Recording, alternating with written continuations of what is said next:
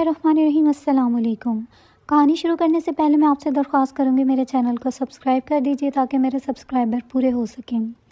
شوہر کے مرنے کے بعد سلمیٰ کا بہنوئی سے اپنے گھر لے گیا اور وہاں سلمیٰ لوگوں کے کپڑے سلائی کر کے بچوں کا پیٹ پالنے لگی، جبکہ اس کی بہن راشدہ کو لگا کہ یہ اس کے شوہر پر ڈورے ڈال کر اس کی کمائی کھا رہی ہے، جبکہ الٹا سلمیٰ کا بہنوئی اس کے پیسے چوری کر لیتا۔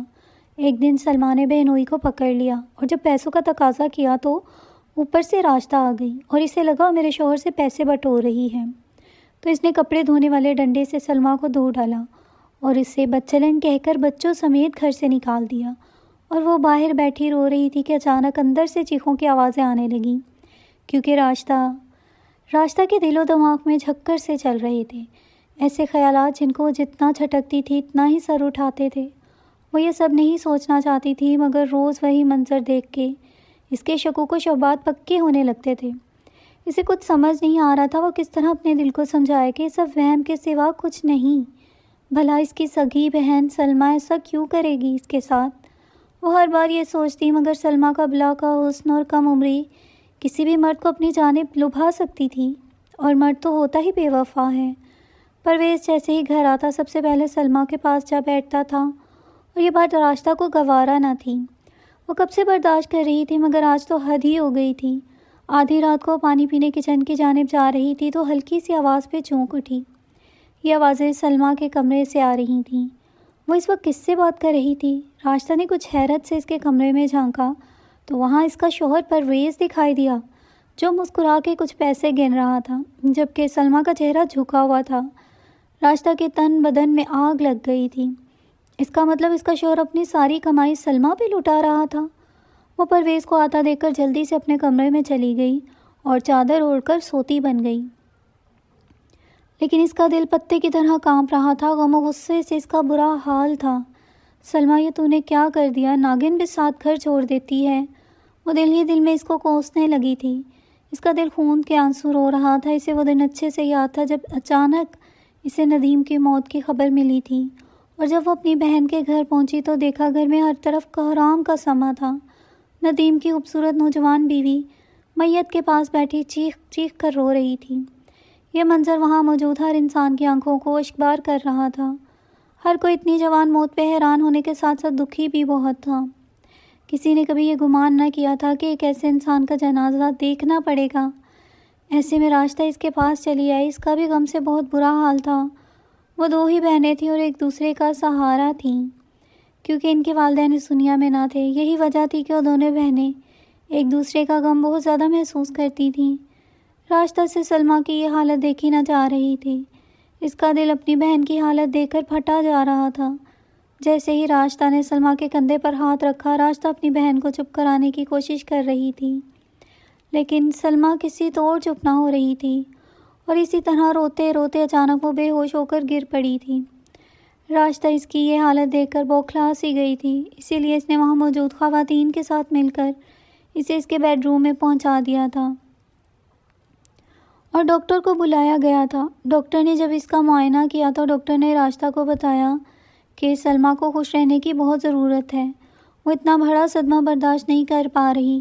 اگر اسے ان دنوں خوش نہ رکھا گیا تو ہو سکتا ہے وہ ساری زندگی کے لیے اپنا دماغی توازن کھو بیٹھے، اور یہ بھی ممکن ہے کہ وہ اپنی زندگی ہی ہار بیٹھے۔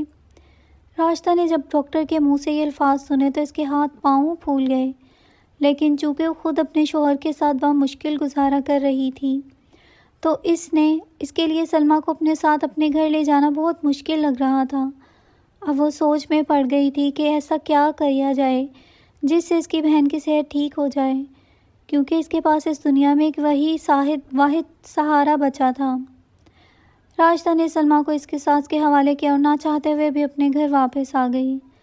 واپس آنے کے بعد بھی وہ یہی سوچتی رہی کہ آخر وہ یہ تمام باتیں اپنے شوہر پرویز کے ساتھ کس طرح سے کرے کہ اس کا شوہر غصہ نہ ہو اور اس کی بات کو بھی سمجھ لے۔ کافی سوچنے سمجھنے کے باوجود بھی جب راشدہ کو کوئی راہ نہ سجھائی دی تو اس نے اپنا معاملہ اللہ پر چھوڑ دیا۔ راشدہ روز صبح اپنی بہن کے لیے ناشتہ اپنے گھر سے بنا کر لے جاتی تھی اور اس کے پاس گھنٹوں بیٹھ کر ندیم کی باتیں سنا کرتی تھی۔ آہستہ آہستہ راشدہ نے سلمیٰ کے پاس جانا بھی کم کر دیا تھا۔ سلمیٰ کی حالت بھی بہتر ہونے لگی تھی۔ اپنے بچوں کی خاطر وہ صبر کر چکی تھی۔ ندیم کی موت کو 1 مہینہ گزر چکا تھا جب اچانک ایک دن سلمیٰ کا دیور اس کے سامنے کچھ کاغذات لے بیٹھا۔ بھابھی، آپ تو جانتی ہیں بھائی اب اس دنیا میں نہیں رہے اور ان کے تمام معاملات اب مجھے ہی دیکھنے پڑیں گے، اسی لیے اب میں چاہتا ہوں کہ آپ میری تھوڑی مدد کر دیں اور ان کاغذات پر دستخط کر دیں تاکہ مجھے بار بار کسی بھی معاملے میں سامنا آنے والی صفائیاں نہ دینی پڑیں اور میں بہت ہی آرام سے یہ بتا سکوں کہ ندیم بھائی کی زوجہ نے ان کے تمام معاملات لیگلی دیکھنے کا حق مجھے دیا ہے۔ سلمیٰ کے دیور نے ایک مختصر سی دلیل دیتے ہوئے اپنے تمام بات واضح کر دی تھی۔ اس کی بات سننے کے بعد سلمیٰ نے ان کاغذات پر بنا سوچے سمجھے دستخط کر دیے اور وہ کاغذات ندیم کے بھائی کی طرف بڑھا دیے، جنہیں پا کر ندیم کے بھائی کی اٹکی ہوئی سانس ایک دم سے بحال ہو گئی تھی۔ جیسے ہی سلمیٰ نے وہ کاغذات اس کی طرف بڑھائے، اس نے بنا تاخیر کے وہ کاغذات جھپٹے اور ایک کے بعد ایک انہیں دیکھنے لگا۔ ہر جگہ ندیم کے بھائی کو اس بات کی اجازت مل گئی تھی کہ وہ جب چاہے جہاں چاہے ندیم بن کر معاملات دیکھ سکتا ہے۔ سلمیٰ جو ابھی اپنے حواس میں نہ تھی، وہ تو اپنے دیور کے چہرے پر ابھرتی مسکراہٹ دیکھ ہی نہ پائی تھی۔ اس واقعے کے تقریباً 10 دن کے بعد ندیم کا بھائی ایک بار پھر سلمیٰ کے سامنے کھڑا ہوا تھا اور اب وہ اس سے ایک الگ انداز میں یہ تقاضا کر رہا تھا کہ وہ جلد از جلد یہ گھر چھوڑ کر یہاں سے ہمیشہ ہمیشہ کے لیے چلی جائے، کیونکہ ندیم کی بنائی تمام جائیداد، تمام بینک بیلنس پر اب صرف اور صرف ندیم کے بھائی کا حق ہے۔ سلمیٰ اس کی بات سن کر حیران رہ گئی تھی اور جب اس نے اس بات سے انکار کرنے کی کوشش کی تو اس نے تمام کاغذات نکال کر اس کے منہ پر دے مارے اور کہنے لگا، تم نے خود ان پر دستخط کیے تھے، اسی لیے اب کوئی فضول بحث کر کے میرا دماغ خراب کرنے کی زحمت مت کرنا۔ تم میرے بھائی کی بیوی رہ چکی ہو، بس اسی بات کا لحاظ کر رہا ہوں، نہیں تو تمہیں اٹھا کر اس گھر سے باہر بھی پھینک سکتا تھا، اس لیے بہتر ہوگا کہ شرافت سے اس گھر سے دفع ہو جاؤ۔ یہ کہتے ہی ندیم کا بھائی تن فن کرتا ہوا وہاں سے چلا گیا۔ سلمیٰ دونوں ہاتھ سر پر رکھے پچھتانے لگی تھی کہ آخر اس کو اتنی جلدی کیا تھی کاغذات پر دستخط کرنے کی، لیکن کہتے ہیں نا کہ اب کیا پچھتاوے ہو جب چڑیاں چگ گئی کھیت۔ سلمیٰ ابھی اسی پریشانی میں مبتلا تھی کہ اس کے بہنوئی پرویز کی سے کال آئی اور اس نے کال اٹھائی اور سسک سسک کر رونے لگی۔ پرویز، جس نے اس کا حال احوال دریافت کرنے کے لیے کال کی تھی، اس کے اس طرح سے رونے پر بوکھلا گیا تھا۔ اس نے اسے چپ کروایا اور اس سے پوچھنے لگا، بتاؤ ایسا کیا ہوا ہے جو تمہیں اتنا رونے پر مجبور کر رہا ہے؟ سلمیٰ نے اپنی دبی دبی سسکیوں کے درمیان ہی اپنے دیور کی دھوکہ دہی کے بارے میں پرویز کو بتا دیا۔ جب پرویز کو اس بات کا علم ہوا تو اس نے سلمیٰ کو تسلی دیتے ہوئے کہا، تم فکر نہیں کرو، میں اپنے وکیل دوست سے بات کرتا ہوں، ہو سکتا ہے کہ اس میں کوئی ایسی شک نکل آئے جو تمہارے لیے کارآمد ثابت ہو، لیکن بہتر یہ ہوگا کہ تم فی الحال خود کو مضبوط بناؤ تاکہ اپنا اور اپنے بچوں کا کھویا ہوا حق حاصل کر سکو۔ پرویز نے سلمیٰ کو حوصلہ دیتے ہوئے کہا، جس پر سلمیٰ نے ایک گہرا سانس لیا اور کہنے لگی، میں آپ کے کال کا انتظار کروں گی، اور کال کاٹ دی۔ 2 گھنٹے کے بعد پرویز کی دوبارہ سے سلمیٰ کو کال آئی، جس کو سلمیٰ نے جھٹ سے اٹھا لیا تھا۔ پرویز کی آواز میں مایوسی تھی، جس کو سلمیٰ بخوبی محسوس کر سکتی تھی۔ سلمیٰ، میں نے تمہارے معاملے کے بارے میں وکیل سے بات کی ہے۔ وکیل کا کہنا ہے کہ چونکہ دستخط تم نے خود کیے ہیں تو اب یہ مشکل ہے کہ اسے دھوکہ دہی ثابت کیا جا سکے، کیونکہ اس کا کوئی گواہ بھی نہیں ہے، تو تمہارا کیس اتنا مضبوط نہیں بنتا، اسی لیے بہتر یہ ہوگا کہ خود ہی ان سے بات کر کے کچھ سیٹلمنٹ کر لو۔ پرویز کی بات سن کر سلمیٰ کا دل چاہا کہ زمین پھٹے اور وہ اس میں سما جائے۔ آخر وہ کون سا برا وقت تھا کہ اس نے بنا سوچے سمجھے اپنے دیور پر یقین کر لیا تھا اور اب ان حالات سے جوجھ رہی تھی۔ سلمیٰ نے روتے ہوئے پرویز سے کہا، پرویز بھائی، خدا را آپ کو کوئی ایسا راہ نکالیں کہ مجھے میرے بچوں کا حق واپس مل جائے۔ میں نہیں چاہتی کہ میں در بدر کی ٹھوکریں کھاؤں، کیونکہ میرے دیور نے مجھے صاف الفاظ میں کہہ دیا ہے کہ میں یہاں سے چلی جاؤں۔ اب آپ ہی بتائیں میں کہاں جاؤں، جبکہ میرے والدین بھی اس دنیا میں حیات نہیں ہیں، اور ایسے میں 2 بچوں کا بوجھ لے کر میں کیسے در در کی ٹھوکریں کھا سکتی ہوں۔ سلمیٰ کے لہجے میں بہت بے بسی تھی، جس کو پرویز نے بخوبی محسوس کیا تھا۔ کچھ دیر سوچنے کے بعد پرویز نے کہا، تم اپنا سامان باندھو، میں تمہیں لینے آ رہا ہوں، باقی کے معاملات ہم بعد میں طے کریں گے۔ یہ کہتے ہی پرویز نے کال کاٹ دی تھی۔ سلمیٰ اس سے پہلے کہ کچھ سمجھتی یا کچھ کہتی، پرویز اپنا فیصلہ اس پر مسلط کر چکا تھا۔ فون کے بند ہونے کے بعد کچھ دیر تو سلمیٰ یوں ہی بیٹھی رہی اور پھر اچانک اٹھ کر اس نے اپنا سامان باندھنا شروع کیا۔ اس نے کبھی نہ سوچا تھا وہ گھر جو اس نے اور اس کے شوہر نے محبت سے بنایا تھا وہ اسے یوں چھوڑ کر جائے گی۔ تقریباً پونے گھنٹے کے بعد پرویز سلمیٰ کے گھر پہ موجود تھا۔ سلمیٰ اسے دیکھ کر ہی اپنا ضبط کھو بیٹھی اور رونے لگی۔ اس کی یہ حالت دیکھ کر پرویز کی آنکھوں میں بھی نمی آ گئی تھی۔ اس نے سلمیٰ کے سر پر شفقت سے ہاتھ رکھتے ہوئے کہا، سلمیٰ، تمہیں اب فکر کرنے کی ضرورت نہیں ہے۔ میں اگرچہ حیثیت میں اتنا نہیں ہوں لیکن پھر بھی پوری کوشش کروں گا کہ تمہیں اور تمہارے بچوں کو میرے گھر میں کوئی تکلیف نہ ہو۔ میں یہ نہیں کہوں گا میں تمہارے باپ کی جگہ لے لیتا ہوں، لیکن یقین مانو میں تمہیں اپنی بیٹی بہن بنا کر اپنے گھر میں رکھوں گا۔ پرویز کا اتنا کہنا تھا کہ سلمیٰ مزید پرویز کی مشکور ہو گئی۔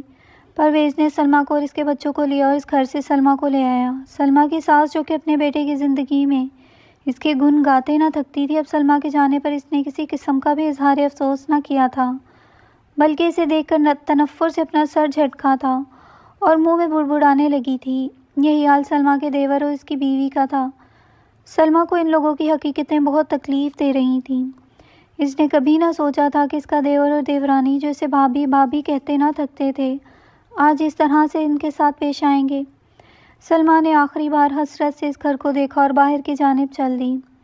اس گھر سے جانے سے پہلے اس نے ایک بات اپنے دماغ میں بٹھا لی تھی کہ اب اگر اسے کوئی انصاف دے سکتا ہے تو وہ صرف اور صرف اللہ تبارک تعالیٰ کی ذات ہے، اس لیے اب اسے صرف صبر سے کام لینا ہے۔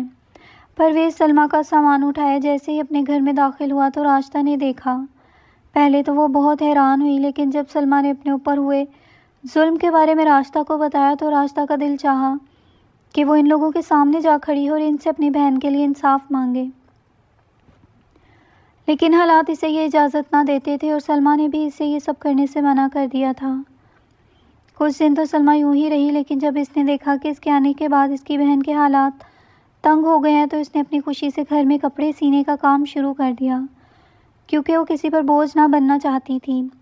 اگر اللہ تعالیٰ نے اسے چھت مہیا کی تھی تو وہ اس چھت میں رہ کر عزت کی زندگی گزارنا چاہتی تھی، لیکن شاید سکون ابھی اس کی زندگی میں مکمل طور پر نہ آیا تھا۔ سلمیٰ چونکہ ایک اچھے اسکول سے سلائی کی تعلیم لے چکی تھی تو اس کے سیے ہوئے کپڑے لوگوں کو بہت پسند آنے لگے تھے۔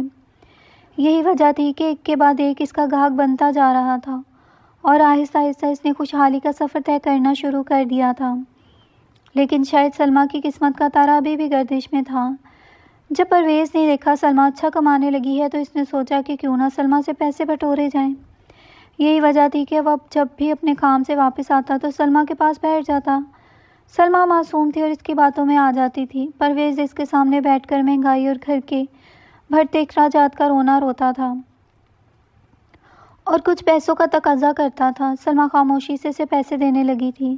پرویز نے بھی سوچا کہ اب سونے کے انڈے دینے والی مرغی ہاتھ لگی ہے تو اس سے اچھا خاصا فائدہ اٹھایا جائے۔ پہلے تو پرویز صرف اور صرف مہینے میں 1-2 مرتبہ سلمیٰ سے پیسوں کا تقاضا کرتا تھا، لیکن اب آئے دن وہ سلمیٰ سے اس بارے میں کھل کر کہنے لگا تھا۔ سلمیٰ اس کے بدلتے رویے سے بہت پریشان تھی۔ وہ بیچاری اپنی بہن سے بھی اس کی شکایت نہ کر سکتی تھی کہ اس کی بہن اسے غلط سمجھے۔ دوسری جانب جب راشدہ نے دیکھا پرویز ہر وقت سلمیٰ کے پاس بیٹھا رہتا ہے اور سلمیٰ بھی گھنٹوں اس سے باتیں کرتی رہتی ہے، لیکن جب وہ ان کے پاس جاتی ہے تو دونوں ہی خاموش ہو جاتے ہیں، جس کا مطلب ہے ان دونوں کے درمیان کوئی بات تو ہے۔ یا شاید راشدہ کی غلطی تھی کہ وہ اپنی بہن کو اتنے سالوں میں بھی ایک بار نہ پہچان پائی تھی اور اپنے دل میں اپنی بہن کے لیے شکوک و شبہات پال چکی تھی۔ اس کا دل اب اپنی بہن کی طرف سے کھٹا ہو چکا تھا۔ دوسری جانب سلمیٰ اپنے بہنوئی کے اس رویے سے بہت تنگ آ گئی تھی۔ ایک دن جب سلمیٰ گھر میں اکیلی تھی تو اچانک ہی اس کا بہنوئی گھر میں آ گیا۔ اس وقت راشدہ باہر سبزی لینے گئی ہوئی تھی۔ جب پرویز نے دیکھا گھر میں راشدہ نہیں ہے تو اس نے اس موقع کا فائدہ اٹھانے کی کوشش کی اور سوچا کہ کیوں نہ آج سلمیٰ کو تھوڑا ڈرا دھمکا کر، تھوڑا مار پیٹ کر اسے اپنا لو سیدھا کروایا جائے۔ بس یہی سوچ کے وہ نیچے سلمیٰ کے پاس اس کے کمرے میں جا پہنچا۔ سلمیٰ جو کہ کپڑے سینے میں مگن تھی، اسے یوں اچانک اپنے سامنے کھڑا دیکھ کر حیران رہ گئی تھی۔ پرویز بھائی، آپ کو کوئی کام تھا؟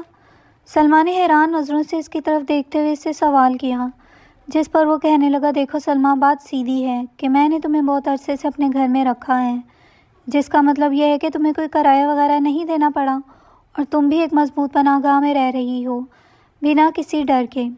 اسی لیے اب میں چاہتا ہوں کہ تم ہر مہینے کچھ رقم چپ چاپ میرے ہاتھ میں رکھ دیا کرو، اور وہ پیسے جو میں نے تم سے ادھار کہہ کر لیے تھے، بہتر ہے کہ تم انہیں بھول جاؤ، کیونکہ یہ میرا گھر ہے، اسی لیے میں چاہوں گا کہ یہاں پر میرے ہی اصول چلیں۔ چونکہ تم میرے گھر میں رہتی ہو تو تم پر میرا کہا مانا فرض ہے، لہٰذا اپنی بہن سے اس بارے میں کوئی بھی الٹی سیدھی بات کرنے کی کوشش بھی نہ کرنا، اور وہ پیسے جو میں نے تم سے لے چکا ہوں انہیں بھول جاؤ۔ پرویز نے دو ٹوک انداز میں سلمیٰ سے کہا۔ اس کی بات سن کر سلمیٰ صدمے میں آ گئی تھی۔ اس نے کبھی نہ سوچا تھا کہ زندگی میں اسے اتنے برے حالات بھی دیکھنے پڑیں گے۔ اس کی بات سن کر سلمیٰ اٹھ کھڑی اور کہنے لگی، پرویز بھائی، آپ اچھے سے جانتے ہیں کہ میرے بھی دو معصوم چھوٹے بچے ہیں جن کو پالنے پوسنے کی ذمہ داری اب صرف اور صرف میری ہے۔ میری اتنی آمدن نہیں ہے، اور اب میں آپ کے اس رویے سے اس قدر تنگ آ چکی ہوں کہ اب میں سوچ رہی ہوں کہ یہاں سے چلی جاؤں۔ لیکن اس سے پہلے آپ کو اپنے کہے کے مطابق مجھے میرے پیسے ادا کرنے پڑیں گے، کیونکہ اگر اس جگہ کے کرائے کی بات کی جائے تو اس کا کرایہ اتنا نہیں ہے جتنے پیسے آپ مجھ سے لے چکے ہیں، جبکہ گھر کے خرچ میں بھی میں حصہ دیتی ہوں۔ اس کی بات سن کر پرویز غصے میں آ گیا اور اس کے پاس جا کھڑا ہوا اور اسے اس کے منہ سے پکڑ کر کہنے لگا، اب تو مجھے بتائے گی کہ تو میرا کیا حال کرے گی؟ تو جانتی بھی ہے کہ میں کون ہوں، اسی لیے بہتر یہ ہے کہ اپنا منہ بند رکھ اور چپ چاپ مجھے میرے پیسے دیتی رہ۔ وہ پیسے جو میں نے تجھ سے پہلے لیے تھے وہ تو اس جگہ کا ایڈوانس سمجھ لے، جب کبھی دل کیا تو میں تجھے واپس کر دوں گا، لیکن ابھی مجھے اپنی جگہ کا کرایہ چاہیے۔ پرویز نے اس کا منہ دباتے ہوئے کہا تھا۔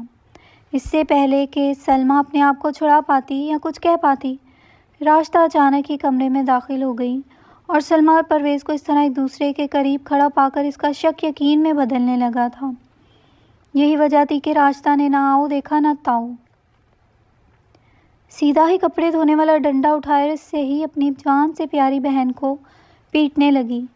سلمیٰ نے بہت بار کوشش کی کہ وہ راشدہ کو سمجھا سکے کہ وہ جیسا سمجھ رہی ہے ویسا کچھ نہیں ہے، لیکن راشدہ اس کی یہ بات سننے پر تیار ہی نہ تھی۔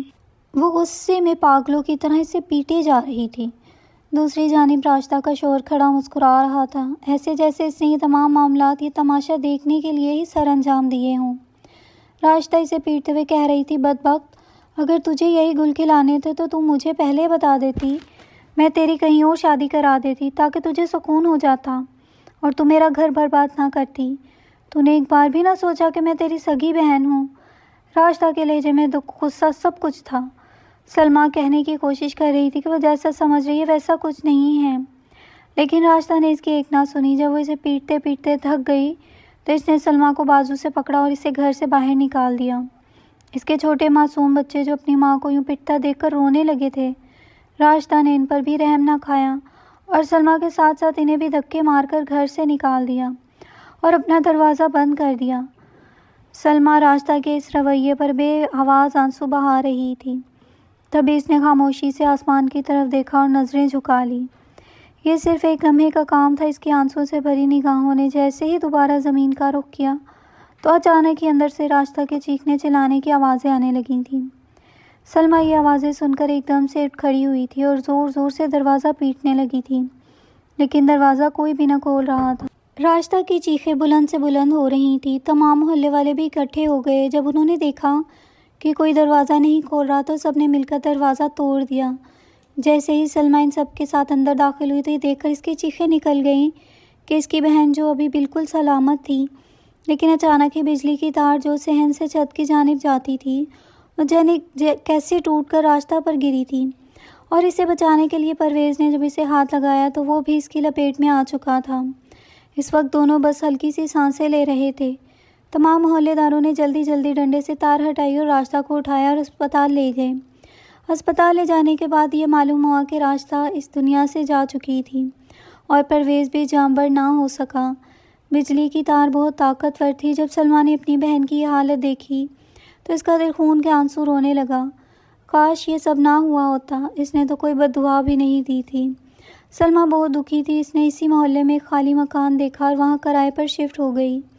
وہ دن رات محنت کرتی رہتی اور ساتھ ہی ساتھ لوگوں کے کپڑے بھی سلائی کرتی۔ اپنی بہن کا وہ روپ یاد کر کے بے آواز آنسو بہاتی تھی اور اس کی مغفرت کے لیے دعا کرتی تھی۔